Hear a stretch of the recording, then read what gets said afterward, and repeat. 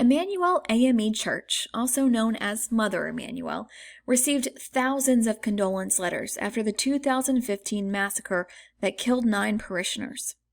These letters are of immense modern historical value, telling the story of one of South Carolina's most tragic events. Realizing their lack of ability to properly preserve the letters, the church recently donated more than 50 boxes of correspondence to the South Carolina Historical Society. How must this donation be cared for? What is the best way for users to access it? And since the letters are modern, how should the privacy of the letter writers, many of whom are still living, be protected? These are the central questions that form the basis of the 3 biggest challenges that archival organizations will face over the next 5 years. Using the collection of letters as a case study, we will examine these challenges, how they relate to each other, what skills will be needed to overcome them, and the best ways to acquire those skills. The first and most obvious challenge organizations will face is stewardship. As Gorman states, the value of stewardship is one of our most important duties and burdens, one that we must honor if we are to carry out our mission of preserving the human record and transmitting it to future generations. Stewardship of these letters not only involves physical preservation, but also cataloging and making their text searchable, digital access being vitally important over the next 5 years. One challenge not reflected with these letters, but just as pressing, is digitally native records. For example, what about condolence emails the church may have received? Because of the ease of this method of communication and therefore the volume of emails that may be sent, curating them could be a labor-intensive process, according to Barron and Payne. To overcome these challenges, a variety of methods need to be employed. One may be hiring more digital specialists, but more often, dealing with the need to preserve physical and digital collections on a tight budget will mean collaborating with similar organizations. This provides access to best practices and resources at no extra cost, according to Trinkhouse Randall. The best way to flex these collaboration skills is to get out into the community, whether through professional organizations that cross discipline borders like the American Library Association, or reaching out to other organizations to plan a future together. In fact, the Low Country Digital History Initiative is a wonderful example of this here in Charleston, an online public history database hosted by the Low Country Digital Library with partners like Historic Charleston Foundation, Charleston Museum, and College of Charleston Special Collections. The second challenge, equity of access, overlaps in places with stewardship. Being good stewards of the human record, going back to Gorman's assertion, means making the record accessible to all users.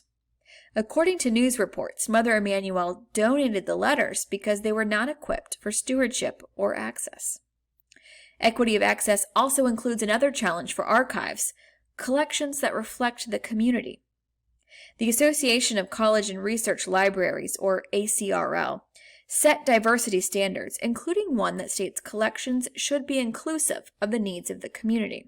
With South Carolina's history of racial injustice, this has become and will continue to be a special effort, with museums like McLeod Plantation creating new exhibits to tell the stories of the enslaved people, not just the plantation owners. With collections like the condolence letters, this effort is continuing, telling a diverse story of the community. A skill that can provide equity of access, particularly as it relates to diverse collections, is listening.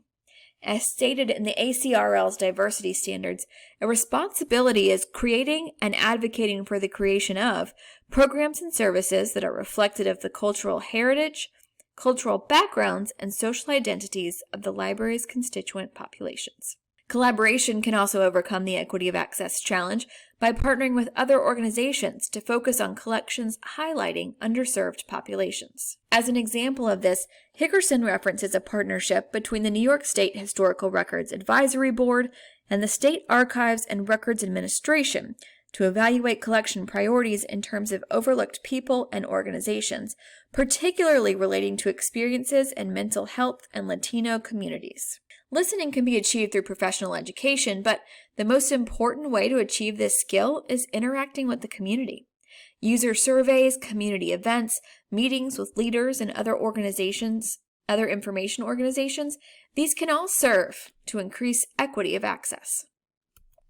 While the third and final challenge, privacy, may seem at odds with equity of access, the two will be equally important and difficult to overcome in the next 5 years. One can see where issues of privacy in the condolence letters may come up. This event was in the recent past, so one has to assume that many of the letter writers are still alive. Do they want their letters displayed for the public? And when a user is looking through the online collection of letters, what information about the user is stored through the search software? These two questions indicate how fundamental the challenge of privacy is. It relates to both the records and the users. The question of privacy for a letter author comes down to making an ethical judgment and a deed of gift from the owner of the letters. In this case, it seems that the church decided that displaying the letters could help the community heal. As stated by Dennis, the pastor didn't take note of any particular writings, but he said their sheer number gives him strength when he remembers how people took time to draw pictures or write words of inspiration. Keeping abreast of industry standards through professional organizations or conference attendance is a way to keep ethics up to date. Protecting the privacy for the user who is viewing the online collection of the letters is more nuanced. As explained by Gorman, we provide information online because it allows people to access it who may not be able to otherwise. But with technology today so easily hackable, users' privacy may be at stake. Research and self-education are the skills required to protect user privacy.